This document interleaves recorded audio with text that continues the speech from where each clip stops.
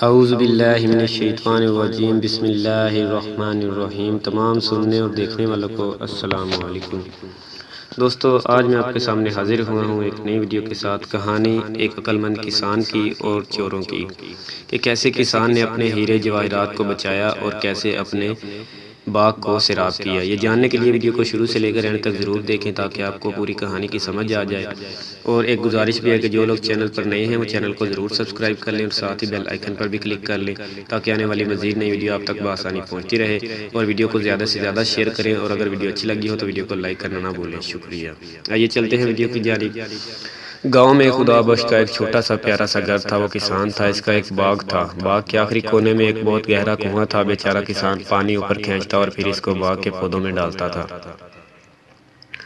ایک سال بالکل بارش نہیں ہوئی، سورج بہت گرم تھا۔ کسان نے اپنے باغ کی طرف دیکھا اور کہا، اگر پانی نہ ملا تو میرے پودے مر جائیں گے۔ مجھے ان کو پانی ضرور دینا چاہیے، لیکن پانی تو اب بہت گہرائی میں اتر گیا ہے۔ میں بہت بوڑھا ہو گیا ہوں اور موٹا بھی، بہت محنت کا کام ہے، مجھے کیا کرنا چاہیے؟ یہ سوچتا ہوا وہ سڑک کے کنارے بنی ہوئی چار دیواری تک آ گیا۔ وہ تھک کر ایک درخت کے نیچے بیٹھا ہی تھا کہ اس کے کان میں خسر خسر کی آواز آئی۔ کوئی اس کا نام لے رہا تھا۔ کسان کے کان کھڑے ہو گئے اور وہ غور سے ان کی باتیں سننے لگا۔ وہ دونوں باغ کی دیوار سے ٹیک لگائے بیٹھے تھے۔ انہوں نے کسان کو نہیں دیکھا تھا۔ ایک آدمی نے کہا، خدا بخش اور اس کی بیوی ٹھیک 9 بجے سونے کے لیے چلے جاتے ہیں۔ ہمیں کم از کم 2 گھنٹے اور انتظار کرنا چاہیے، پھر 11 بجے ہم دیوار میں ایک بڑا سا سوراخ بنا لیں گے۔ اس سوراخ سے گزر کر میرا چھوٹا بیٹا اندر جائے گا اور دروازہ کھول دے گا۔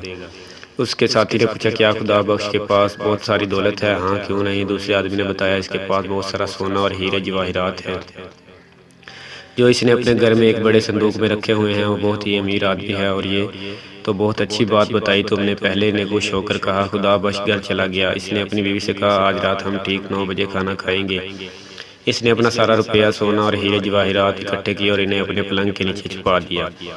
پھر وہ چھوٹے بڑے کچھ پتھر گھر میں لایا اور بیٹھ کر انتظار کرنے لگا۔ ٹھیک 9 بجے اس نے کھڑکی سے باہر جھانکا۔ اس نے دونوں چوروں کو درختوں کے درمیان چھپے ہوئے دیکھ لیا۔ اس نے بیوی سے کہا، کیا کھانا تیار ہے؟ کھانا لاؤ۔ پھر وہ کھانے بیٹھ گئے۔ پہلے چور نے کہا، رات کے 9 تو بج چکے مگر خدا بخش تو ابھی تک جاگ رہا ہے، ہمیں ذرا قریب جا کر دیکھنا چاہیے کہ وہ کیا کر رہا ہے۔ چور گھر سے کچھ اور قریب آئے اور ایک چور نے کھڑکی سے گھر کے اندر جھانکا اور بولا، وہ تو کھانا کھا رہا ہے۔ خدا بخش نے چوروں کی آہٹ سن لی تو وہ زور زور سے بیوی سے باتیں کرنے لگا۔ وہ بولا، میں نے سنا ہے آج کل بہت چوریاں ہو رہی ہیں، اس علاقے میں بھی کچھ چور آ گئے ہیں، انہوں نے میرے دوست علی کا سارا سونا اور جواہرات چرا لیے ہیں۔ ارے پھر تو وہ ہمارے گھر بھی آ سکتے ہیں۔ اس کی بیوی گھبرا گئی۔ خدا بخش بولا، ہاں وہ آ سکتے ہیں، ہمیں اپنا سونا اور ہیرے جواہرات کسی ایسی جگہ چھپا دینے چاہیے جہاں سے کوئی انہیں نکال نہ سکے۔ ذرا میرا صندوق تو لانا۔ بیوی صندوق لے آئی۔ خدا بخش نے چپکے سے بیوی کو پتھر جمع کر کے دیے اور اس کے کان میں بولا، یہ ہمارا سونا اور ہیرے جواہرات ہیں۔ پھر زور سے بولا، پہلے مجھے سونے کی اینٹیں اٹھا کر دو تاکہ میں انہیں صندوق میں رکھ دوں۔ اس نے کچھ پتھر اٹھا کر دیے۔ ان کی پیٹھ کھڑکی کی طرف تھی۔ خدا بخش نے اتنی صفائی اور چالاکی سے انہیں صندوق میں رکھا کہ چور دیکھ ہی نہیں سکے۔ خدا بخش نے کہکا لگایا اور بولا، میں ان کو ایسی جگہ چھپاؤں گا جہاں سے کوئی انہیں نہیں نکال سکے گا۔ میرے ہیرے جواہرات کی تھیلی بھی لاؤ۔ وہ اور پتھر لے آئی۔ اب میں یہ صندوق بند کر رہا ہوں، اب ذرا اسے اٹھانے میں میری مدد کرو۔ خدا بخش اور اس کی بیوی نے صندوق اٹھایا اور باہر نکل کر باغ کے کنویں میں ڈال دیا۔ شٹراپ کی آواز آئی اور صندوق کنویں کی تہہ میں بیٹھ گیا۔ پھر وہ گھر کے اندر چلے گئے، لالٹین بجھائی اور انتظار کرنے لگے۔ پہلا چور بولا، انہوں نے اپنا سونا اور ہیرے کنویں میں چھپا دیے ہیں، اب وہ سونے چلے گئے ہیں اور بہت جلد سو جائیں گے۔ تھوڑی دیر بعد خدا بخش نے چپکے سے کھڑکی سے باہر جھانکا تو دیکھا کہ چور کنویں کے پاس کھڑے تھے۔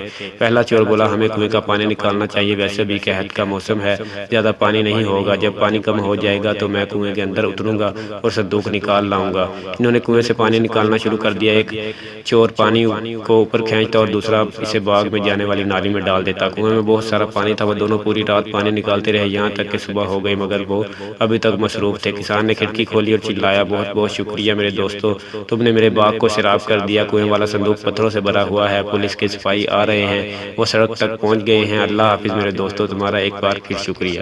دوستو، کہانی اچھی لگی ہو تو کہانی کو لائک ضرور کریں اور ویڈیو کو زیادہ سے زیادہ شیئر کریں۔ اور میں نے پہلے بھی گزارش کی تھی کہ جنہوں نے ابھی تک میرا چینل سبسکرائب نہیں کیا وہ میرے چینل کو ضرور سبسکرائب کر لیں۔ شکریہ۔